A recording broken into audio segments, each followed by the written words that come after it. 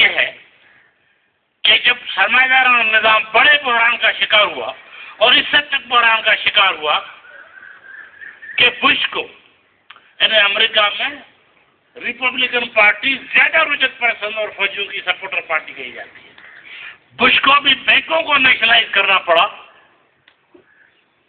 तो पाकिस्तान में इदारों को प्राइवेटाइज करने का क्या सेंस है? यानी इसको सिंधी में कहते हैं लोग लदड़ में चरी अदड़ में। सैलाब आया, लोग अपने टिंड पर उठा रहे हैं और घरों को गिरा के उसका सामान निकाल रहे हैं, तो पगली जो है वो अब नए तरह से घर बनवाने के चक्कर में। तो ये जो पॉलिसी अमेरिका अपने पास अब नहीं चला सकता, वो बैंकों को नेशनलाइज करने पर मजबूर होता, उसको आप पाकिस्तान में कैसे चला सकते हैं? और मेहनत कशों है।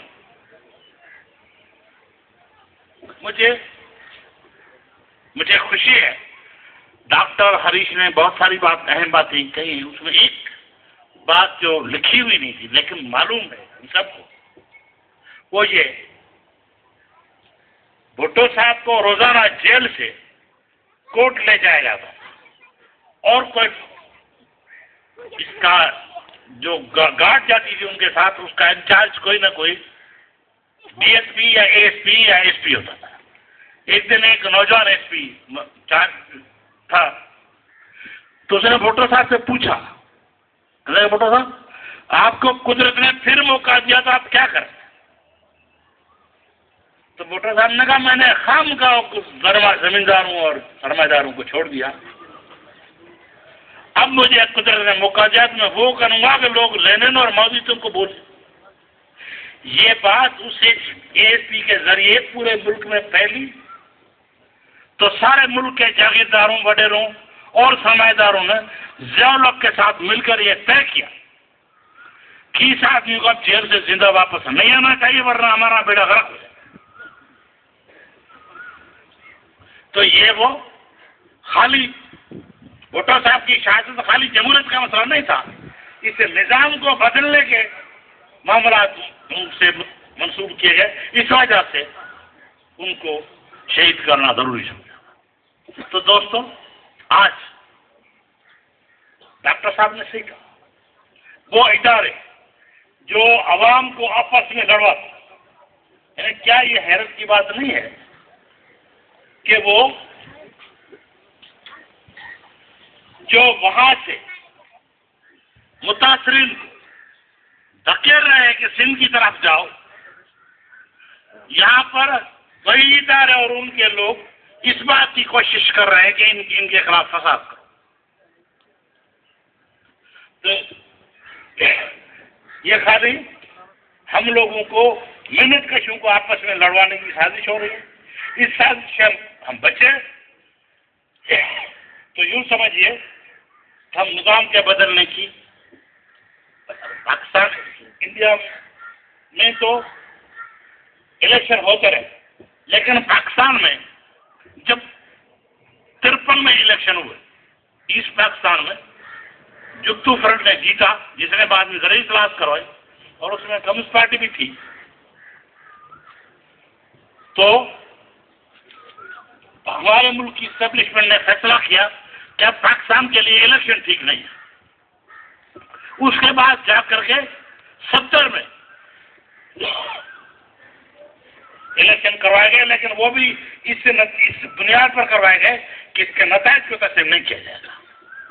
उस वक्त एक ऑर्डिनेंस निकाला गया था उसके साथ ही, जिसका मतलब ये था कि सदर साहब अगर चाहें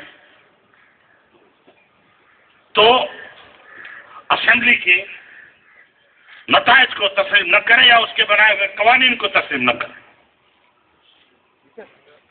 तो इलेक्शन से ये हमेशा डरते रहते हैं, इसलिए कि अवाम को अगर फेयर इलेक्शन का मौका मिले, तो पाकिस्तान के अवामी इतने बाशऊर हैं कि मैं आपको ये यकीन दिलाता हूं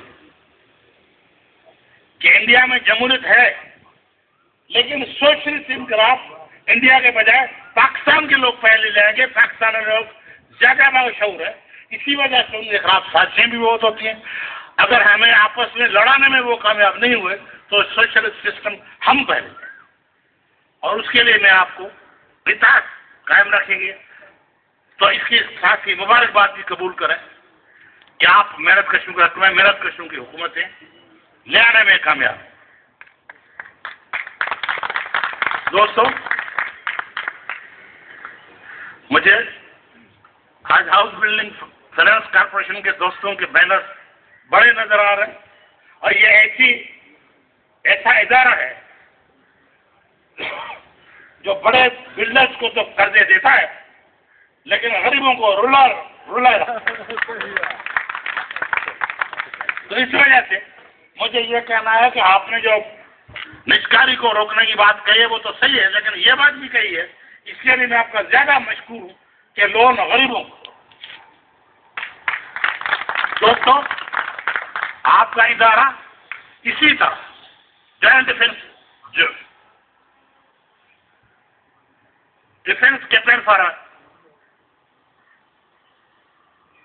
कैप्टन के तरह दूसरे तमाम इदारों को मिलाकर, पोर्ट के इदारों को, दूसरे इदारों को मिलाकर, तमाम ट्रेड यूनियनों को मिलाकर अगर इंडस्ट्री वाइज आगे बढ़ता है तो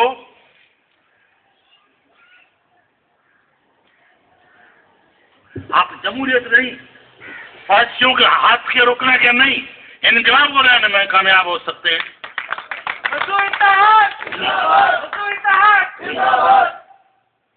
दोस्तों, तो आप अपने इत्तेहाद को कायम रखें, और पाकिस्तान में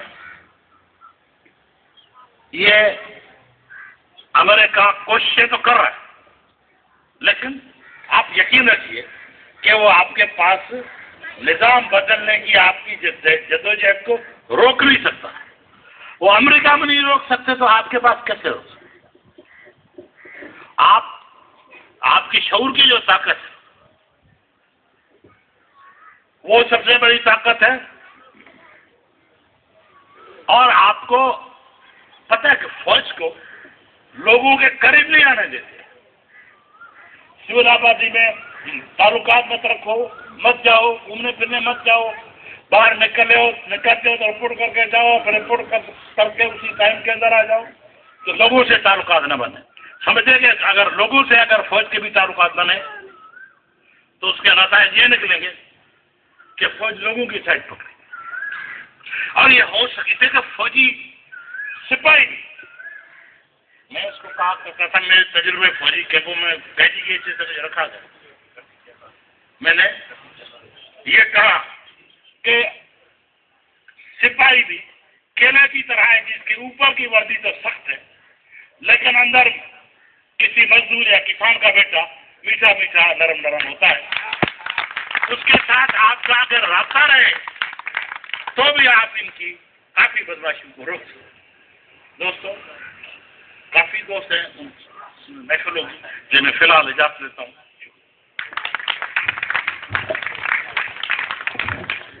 ये थे जनाब कॉमरेड जाम साकी,